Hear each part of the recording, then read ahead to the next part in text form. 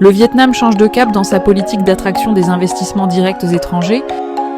Avec la résolution numéro 10 du Politburo, le pays privilégie désormais les projets innovants et durables, porteurs de technologies et de valeur ajoutée, afin de renforcer sa compétitivité et son autonomie économique.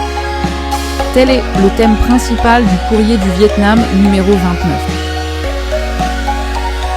La résolution numéro 10 du Politburo du Parti relative au développement du secteur à capitaux étrangers marque une étape majeure dans l'évolution de la stratégie de croissance vietnamienne. Il s'agit d'une composante importante de l'économie nationale. Cependant, l'objectif n'est plus seulement d'attirer des capitaux, mais de sélectionner des projets de haute qualité, capables de favoriser le transfert de technologies et de renforcer les capacités productives locales. Le texte réaffirme la position constante du Vietnam. Cette filière est appelée à se développer durablement et à bénéficier d'un traitement équitable au même titre que les autres secteurs économiques. L'État garantit les droits de propriété, la sécurité des capitaux investis et les intérêts légitimes des investisseurs. Il s'engage à construire un environnement des affaires transparent, stable et prévisible, condition indispensable pour attirer des projets de long terme. Toujours dans ce numéro, le courrier du Vietnam publie les avis de 4 experts qui analysent les conditions à réunir pour faire du marché des capitaux du Vietnam un levier majeur de développement économique. Ils se focalisent sur le reclassement boursier, l'ouverture accrue aux investisseurs étrangers, la modernisation du cadre juridique et la montée en gamme des infrastructures financières. Le journal fait également l'éloge de Ho Chi Minh Ville en tant que laboratoire des réformes économiques du pays. 50 ans après avoir reçu le nom du président Ho Chi Minh, la métropole économique du Vietnam ouvre un nouveau chapitre de sa croissance. Au-delà de l'attraction des capitaux étrangers, elle mise désormais sur un écosystème fondé sur l'innovation, la recherche et les hautes technologies. Pour des informations plus complètes, veuillez consulter le courrier du Vietnam numéro 29 ou le site lecourrier.vn.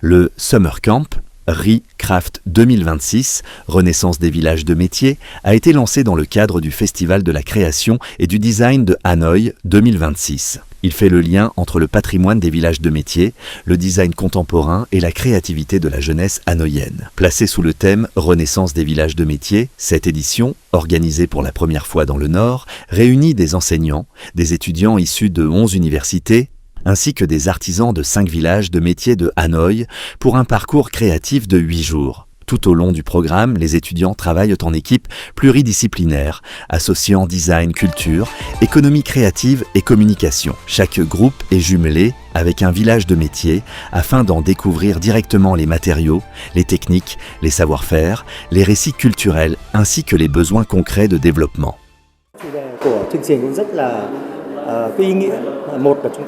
Le thème de ce Summer Camp est particulièrement porteur de sens à un moment où notre réflexion évolue sur la manière de valoriser le patrimoine, de renforcer les valeurs de la culture traditionnelle et de contribuer à la stratégie de développement de l'enseignement et de la formation.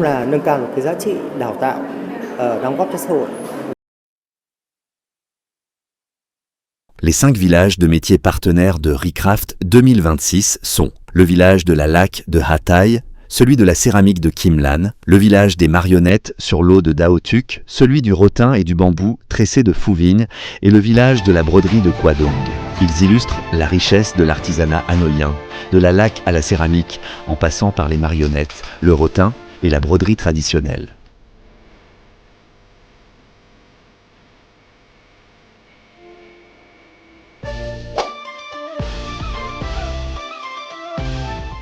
Tôi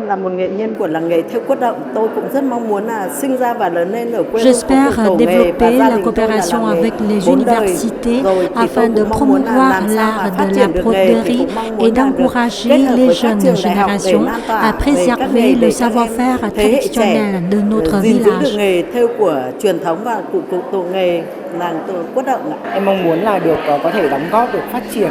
J'aimerais contribuer à la valorisation des villages de métiers et de la culture traditionnelle, tout en apprenant des étudiants des autres universités grâce à cette expérience du Summer Camp.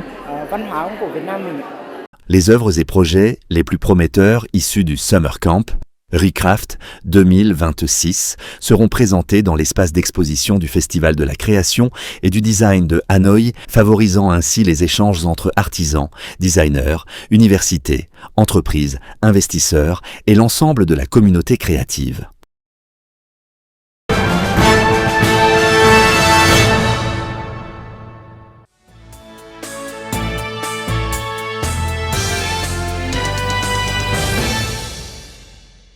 Bonjour Monsieur l'ambassadeur. Bonjour Madame. Depuis votre arrivée au Vietnam en 2023, les relations franco-vietnamiennes ont franchi plusieurs étapes importantes, marquées notamment par l'établissement du partenariat stratégique global en 2024 et les visites de haut niveau. Donc, quel bilan tirez-vous de ces 3 années et quelles avancées concrètes retenez-vous? 3 ans en général, ça passe vite, mais au Vietnam, ça passe encore plus vite, parce qu'il y a un tel dynamisme au Vietnam qu'il faut évidemment en permanence suivre le rythme vietnamien et notamment renforcer notre coopération à la hauteur des objectifs du Vietnam, du potentiel du Vietnam et pour tenir compte du rôle que le Vietnam veut jouer dans le monde, dans la région et dans le monde. Alors évidemment, la coopération entre nos 2 pays a une longue histoire qui remonte à plus de 50 ans depuis que nos relations diplomatiques sont établies, qui a surtout été marquée par l'engagement très fort de la France aux côtés du Vietnam, à partir du moment où le Vietnam s'est engagé dans le Doi Moi. Et c'est en tenant compte de cette coopération historique, solide, de cette amitié très forte entre nos 2 peuples, et en tenant compte de tout le potentiel de coopération qu'il y a entre nos 2 pays pour accompagner le Vietnam dans sa transformation, que le secrétaire général président de la République, M. Tholam, lorsqu'il est venu au mois d'octobre 2024 à Paris à l'invitation du président Macron, a proposé à la France d'être élevé au statut de partenaire stratégique global. Et depuis octobre 2024, le travail a été très intense entre nos 2 pays, d'abord pour établir un plan d'action de mise en œuvre de ce partenariat stratégique global, plan d'action qui a d'ailleurs été validé définitivement la semaine passée lorsque le secrétaire général du ministère de l'Europe et des Affaires étrangères est venu et qu'il a rencontré M. Leo Hai-chung, le ministre des Affaires étrangères. Et donc nous avons une feuille de route extrêmement précise à remplir. Et puis, naturellement, lorsque le président de la République, M. Macron, est venu l'an passé, et que, là encore, quelques objectifs stratégiques ont été confortés, je dirais, comme des priorités absolues. Je voudrais aussi mentionner que cette coopération bilatérale n'est pas simplement en soutien au développement très rapide du pays, mais elle est également pour avoir une coopération plus forte de nos 2 pays sur la scène internationale. Et aujourd'hui, dans le contexte international profondément déstabilisé, chaotique dans lequel nous sommes, il est essentiel que la France et le Vietnam renforcent leur coopération politique également à ce plan. Le partenariat stratégique global a ouvert de nouvelles perspectives de coopération. Et donc, quels sont, selon vous, les domaines les plus prometteurs pour approfondir encore la relation franco-vietnamienne? Le Vietnam a défini des plans très ambitieux de développement de ses infrastructures stratégiques. Je pense à tout ce qui concerne la transition énergétique, tout ce qui concerne également le renforcement des moyens de transport au Vietnam pour lui permettre, d'une façon générale, de développer la connectivité dans le pays. Nous sommes là dans des domaines où la France a une expertise mondialement reconnue et nous avons proposé au Vietnam de travailler de façon très intense dans ces 2 domaines, sur la transition énergétique pour aller vers la décarbonation de la production d'électricité, que ce soit dans les énergies renouvelables ou peut-être le nucléaire, et dans le domaine des transports en mettant l'accent sur le ferroviaire. Mais ce que propose la France, en plus de ces coopérations techniques et économiques, c'est d'accompagner le Vietnam pour renforcer son autonomie stratégique, c'est-à-dire d'avoir les capacités de produire par lui-même de façon autonome pour pouvoir décider par lui-même de son avenir. Et donc il y a des travaux engagés dans le domaine de la défense et de la sécurité, dans le domaine spatial, et vous savez qu'au mois de septembre, nous organiserons le sommet sur l'espace, le sommet international sur l'espace, et qui pourra être une occasion de mettre en valeur la coopération dans le domaine de l'espace entre la France et le Vietnam, ou bien un autre domaine qui est la question de la mise en valeur des minerais stratégiques et des terres rares vietnamiennes pour permettre au Vietnam d'être pleinement souverain sur l'utilisation de ces terres rares, sur leur mise en valeur, avec de l'appui technologique venant de France, et pour nous, Français, évidemment, d'être dans une logique de sécurisation de nos approvisionnements. Et le troisième axe, c'est la préparation de l'avenir, c'est-à-dire à la fois d'être dans des coopérations pour former la jeunesse vietnamienne. C'est ce que nous faisons dans le cadre des campus franco-vietnamiens, de tous les doubles diplômes qui sont ici, de l'appel que nous faisons aussi aux jeunes Vietnamiens à venir étudier en France pour justement bénéficier des meilleures formations possibles, et puis l'encouragement que nous donnons au développement de coopération dans le domaine de la recherche entre des laboratoires français et des laboratoires vietnamiens dans tous les domaines qui intéressent aujourd'hui le Vietnam, les semi-conducteurs, l'intelligence artificielle, le quantique, le spatial, l'aéronautique, tous ces domaines-là. Il y a de l'innovation, nous devons travailler ensemble sur ces sujets. Le partenariat stratégique global se traduit aujourd'hui par de nombreux projets concrets. Et quels sont selon vous les projets qui illustrent le mieux la contribution de la France au développement du Vietnam? Je prendrai le cas du transport ferroviaire. Le Vietnam est en train de préciser exactement la façon dont il va mettre en œuvre ces grands projets. La France est aux côtés. Lors de la visite du président de la République, nous avons signé un accord entre la SNCF International, l'Agence française de développement et Vietnam Railways pour accompagner Vietnam Railways dans la conception même d'un projet aussi considérable que celui du TGV.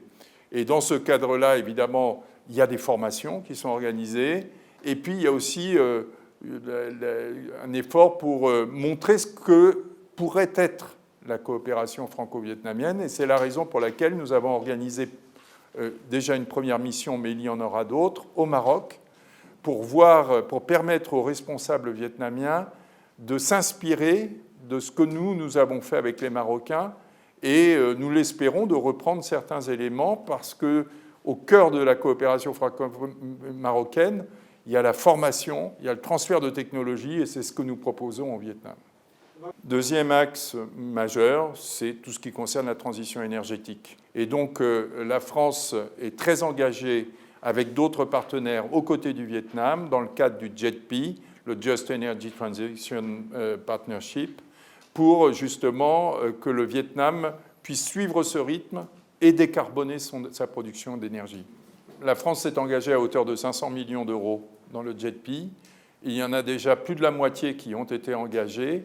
Et j'étais très heureux vendredi dernier. Je suis allé à Binh Duong, à côté d'Ho Chi Minh Ville, pour voir la première réalisation JETP réalisée avec l'aide de l'AFD, qui est donc sur une station de transformation très grande, qui va permettre justement d'intégrer au réseau vietnamien dans le sud, d'intégrer de l'énergie renouvelable, solaire et éolienne, à l'ensemble de l'alimentation électrique. Là, on a très concrètement un projet que j'ai vu naître quand je suis arrivé il y a 3 ans et qui aujourd'hui est sur le point de fonctionner. Et puis un troisième axe très différent, mais qui pour moi est aussi extrêmement important dans le cadre de notre partenariat stratégique global, c'est tout ce qui tient au patrimoine, à la culture, parce que là aussi, c'est l'une des spécificités de la relation franco-vietnamienne, par notre histoire, par notre goût commun pour ces questions, par notre conviction que c'est à la fois l'identité des peuples qui doit pouvoir continuer de s'exprimer au plan international, être défendue, et en même temps que c'est une source de valeur pour l'avenir. Alors on pense bien entendu à la rénovation du pont de Long Bien, sur lequel la France a d'ores et déjà financé plus de 700 000 € pour des études, et nous espérons que très prochainement les travaux vont pouvoir être lancés et la France est disposée à accompagner la ville de Hanoï pour mener ces travaux. Mais je pense aussi aux parcours historiques qui ont été travaillés pour mettre en valeur le patrimoine ici à Hanoï, ou bien à Dien Bien Phu également, où j'étais encore récemment, et puis aux travaux qui sont menés dans le domaine muséographique. C'est une vieille histoire, ça remonte au musée d'ethnographie de Hanoï, ça remonte au musée de la femme qui est ici, et aujourd'hui je suis heureux de voir au Temple de la littérature qu'il y a de la coopération muséographique franco-vietnamienne. Il y a un grand projet à Dien Bien Phu avec le mémorial de Caen. Et puis, c'est également une entreprise française qui a été retenue pour faire la muséographie du futur musée du Parti communiste vietnamien. À l'approche du sommet de la francophonie qui fera son retour en Asie-Pacifique, quel message souhaitez-vous adresser aux jeunes Vietnamiens, mais aussi aux entreprises et à tous ceux qui contribuent à renforcer l'amitié entre la France, la communauté francophone et le Vietnam?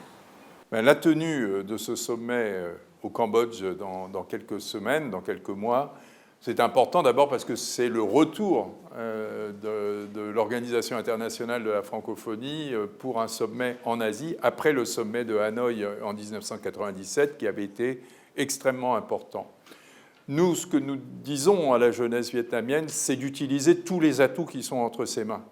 Et la francophonie est l'un des atouts qui est actuellement sous-utilisé par les jeunes Vietnamiens. Il n'y a pas assez de jeunes Vietnamiens qui apprennent la langue française. Or, ils ont besoin d'apprendre la langue française, d'une part pour pouvoir accéder aux meilleures formations universitaires en France, au Canada, en Belgique, en Suisse. Et vraiment, ils passent à côté de beaucoup de formations qui, en plus, dans nos pays, sont des formations nettement moins coûteuses que dans d'autres pays anglo-saxons. Et d'autre part, pour l'avenir, les entreprises vietnamiennes auront de plus en plus besoin de locuteurs francophones pour accéder au marché francophone dans le monde entier. Le monde de la francophonie, c'est 350 millions d'habitants, qui est un monde en grand développement. Le Vietnam y a toute sa place, non seulement comme membre, mais comme acteur. Et donc, nous espérons que les jeunes Vietnamiens profiteront davantage de cet atout qu'ils peuvent jouer pleinement. Je suis en tout cas très heureux de voir sur les 3 dernières années des frémissements tout à fait intéressants. D'abord, la reprise du nombre d'étudiants vietnamiens qui décident de venir en France. Leur nombre augmente. Ensuite, la bonne vitalité des campus franco-vietnamiens, à commencer par l'USTH, qui est très, très dynamique, mais également des autres, et des doubles diplômes, avec également la venue de très nombreux étudiants français qui viennent passer un semestre au Vietnam. C'est très encourageant.